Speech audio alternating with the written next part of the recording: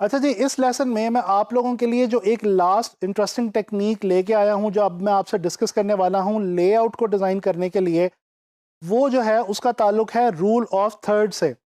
अच्छा, मैंने आप लोगों को प्रिंसिपल्स ऑफ डिज़ाइन डिस्कस करते हुए रूल ऑफ थर्ड्स के बारे में बताया था। हमने वहाँ पे ये डिस्कस किया था कि इस प्रिंसिपल में हम लोग अपने पेज को 3 इक्वल हॉरिजॉन्टल और वर्टिकल सेक्शंस में डिवाइड करते हैं, और ऐसा हम करते हैं इमेजिनरी लाइंस क्रिएट करके।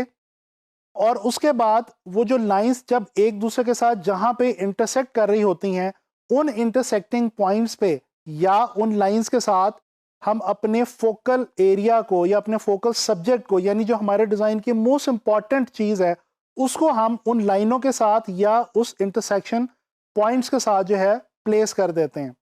अच्छा, इस तरह से होता क्या है? इससे होता ये है कि हमारे डिज़ाइन के अंदर एक बहुत खूबसूरत तरीके का बैलेंस जो है वो क्रिएट हो जाता है। अच्छा, वैसे तो ओवरऑल ग्राफिक डिज़ाइन में इसकी बहुत इंपॉर्टेंस है, लेकिन ख़ास तौर पे लेआउट के हवाले से ये बहुत इंपॉर्टेंट टेक्नीक है।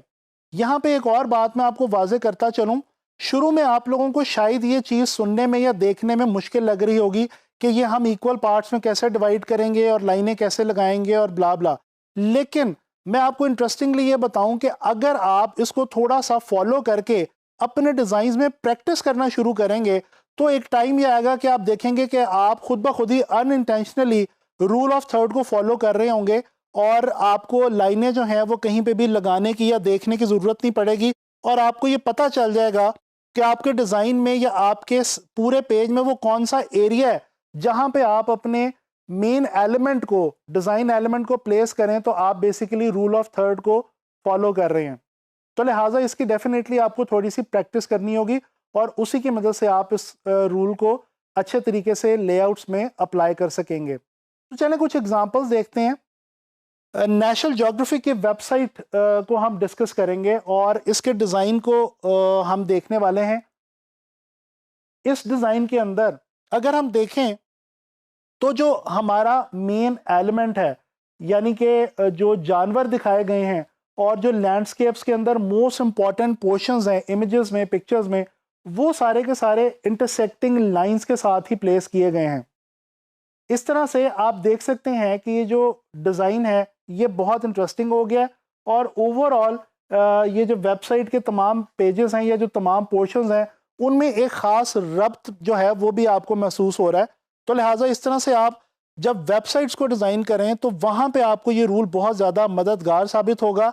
और वेबसाइट की लेआउट के अंदर टेक्स्ट और इमेज को जब हम प्लेस कर रहे होते हैं, तो वहाँ पे हमें ये जो चीज़ है रूल ऑफ थर्ड वाली, ये बहुत हेल्प आउट करती है, और इसकी मदद से आसानी से हम अपने इमेजेस की जो जगह है वो ढूंढ लेते हैं अपने पेज के अंदर या अपनी लेआउट के अंदर। अच्छा जी, एक और विजुअल मैं आपको दिखाना चाहता हूँ। ये डिज़ाइन है एक पोस्टर का, और ये एक मूवी पोस्टर है जिसको डिज़ाइन किया है जेम्स वाइट ने।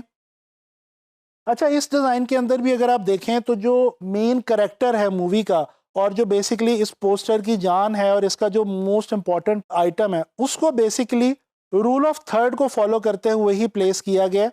और उसकी प्लेसमेंट जो है वो, जो लाइनें हैं, जो हम लाइंस इमेजिन करते हैं रूल ऑफ थर्ड में, उनके बिल्कुल साथ और इंटरसेक्टिंग पॉइंट्स के ऊपर जो है वो रखा गया है।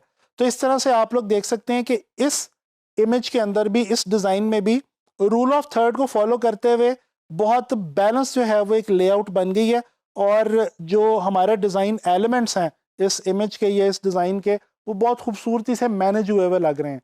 तो लिहाजा ये रूल ऑफ थर्ड्स का जो एक रूल है, इसको आप लोगों ने लाजमी अप्लाई करना है, ख़ास तौर पे जब आप लेआउट्स बना रहे हों और वेबसाइट्स वगैरह की या पोस्टर्स वगैरह की, तो वहाँ पे आपको ये बहुत ज़्यादा हेल्प आउट करने वाला है। अच्छा जी, ये अब मैंने आपको डिफरेंट टेक्निक्स जो हैं वो डिस्कस की आप लोगों के साथ और आपको बताई लेआउट डिज़ाइन करने के हवाले से। अब आप लोगों का काम यह है कि आपने खुद इनके ऊपर रिसर्च करनी है और इनको प्रैक्टिस करना है, जिसके बगैर आप इनको अच्छे तरीके से अप्लाई नहीं कर पाएंगे। तो मैं आप लोगों को ये सजेस्ट करूंगा कि आप लोग इन रूल्स को, इन टेक्निक्स को जो है वो अंडरस्टैंड करें, और उसके बाद इनको अप्लाई करने की कोशिश करें अपने डिज़ाइंस में।